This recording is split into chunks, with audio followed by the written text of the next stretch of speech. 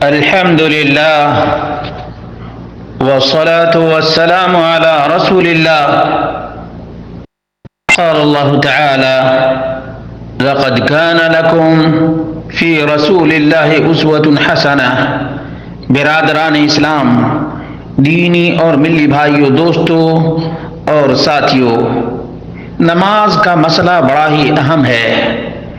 نماز کی ہیئت، ارکان اور کیفیات نبی مکرم صلی اللہ علیہ وسلم اور آپ کے صحابہ سے بالکل ہی ثابت ہیں.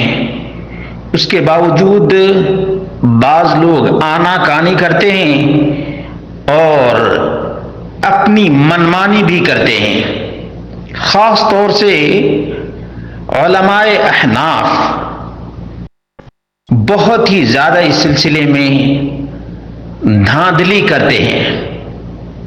اس لیے میرا دل چاہتا ہے کہ نماز کی ایک اہم ترین ہیئت کہ قیام کی حالت میں سینے پر یا ناف کے اوپر ہاتھ رکھنا چاہیے، کیونکہ پورے جسم کا مرکز اور سینٹر انسان کا سینہ اور دل ہی ہے.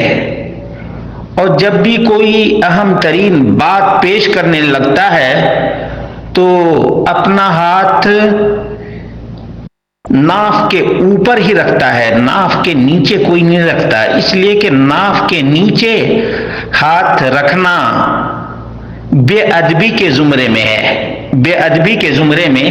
اس لیے میرا دل چاہتا ہے کہ اس سلسلے میں علماء احناف کی صراحت. ویسے بھی میں آپ کو بتا دوں کہ سینے پر ہاتھ رکھنے کی جو مستقل تصنیف پائی جاتی ہے وہ علامہ سندھی حنفی کی کتاب ہے. علامہ سندھی حنفی کی کتاب ہے. اس سلسلے میں سنن ابو داؤد کی 757 نمبر کی روایت ہے. ابن جریر کا بیان ہے، وہ اپنے والد سے بیان کرتے ہیں. انہوں نے کہا: رأیت علیٰ یمسک شمالہ بیمینہ علی الرسغ فوق السرہ. میں نے علی رضی اللہ عنہ کو دیکھا کہ انہوں نے اپنے دائیں ہاتھ سے بائیں ہاتھ کو گٹے سے پکڑ کر انہیں ناف سے اوپر رکھا ہوا تھا. گٹا سے پکڑ کر ناف کے اوپر رکھا ہوا تھا. یہ امام بہقی رحمہ اللہ اور حافظ ابن حجر رحمہ اللہ تغلیق التعلیق جلد نمبر 2 صفحہ نمبر 443 ہے، نے اس سند کو حسن قرار دیا ہے. امام بہقی، حافظ ابن حجر وغیرہ نے. علامہ سندھی الحنفی جن کی وفات 1138 ہجری میں ہوئی ہے، نوٹ کر لیجئے گا، 1138 ہجری ان کی وفات ہے. اس روایت کی شرح کرتے ہوئے کہتے ہیں: قوله فوق السرہ كأن المراد بذلك يضعها بحيث يكون شيء منها على الصدر كما هو التحقيق في مذهب الشافعي. امام ترمذی کے قول فوق السرہ، ناف سے اوپر سے مراد یہ ہو سکتی ہے کہ نمازی ہاتھ ناف سے اوپر اس طرح رکھے کہ ہاتھوں کا ایک حصہ سینے پر آئے، جیسا کہ امام شافعی رحمہ اللہ کے مذہب میں ثابت ہے. حاشیۃ السندھی علی سنن الترمذی جلد نمبر 1 صفحہ نمبر 266 ہے. دیکھا آپ نے، حنفی ہیں، اس کے باوجود چونکہ محققین کا کوئی مذہب نہیں ہوتا، وہ قرآن و سنت کے پابند ہوتے ہیں. اتنا ہی پر بس نہیں، بلکہ علامہ سندھی نے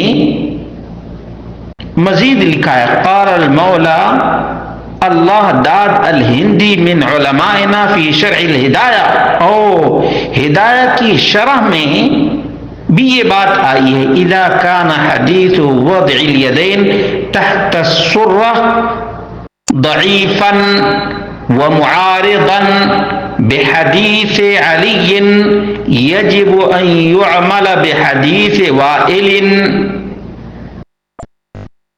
مولا اللہ داد ہندی جن کا شمار ہمارے علماء احناف میں ہوتا ہے، وہ اپنی شرح ہدایہ میں فرماتے ہیں جب زیر ناف ہاتھ باندھنے کی حدیث ضعیف ہے، نوٹ کر لیں یہ بات، جب زیر ناف ہاتھ باندھنے کی حدیث ضعیف ہے اور حدیث علی رضی اللہ عنہ کے معارض بھی ہے، دو سبب نوٹ کر لیجئے، ایک تو ناف کے نیچے ہاتھ باندھنے کی حدیث ضعیف ہے، دوسرے یہ کہ علی رضی اللہ عنہ کی حدیث کے معارض بھی ہے، تو حدیث وائل بن حجر پر عمل کرنا واجب ہے، واجب ہے۔ اور وائل بن حجر رضی اللہ عنہ کی روایت میں تو صراحت ہے کہ سینے پر ہاتھ باندھنا چاہیے۔ حاشیۃ السندی علی سنن الترمذی جلد نمبر 1 صفحہ نمبر 269، 269 نمبر صفحہ ہے۔ معلوم یہ ہوا کہ علماء احناف میں بھی جو تحقیق کرنے والے اور محقق گزرے ہیں وہ لکیر کے فقیر نہیں تھے یا حنفیت میں اندھے نہیں تھے، بلکہ وہ دلائل کی روشنی میں مسائل بیان کیا کرتے تھے۔ اللہ رب العالمین سے دعا اللہ رب العالمین یہ باتیں مقلدین کو سمجھنے کی توفیق عطا فرمائے۔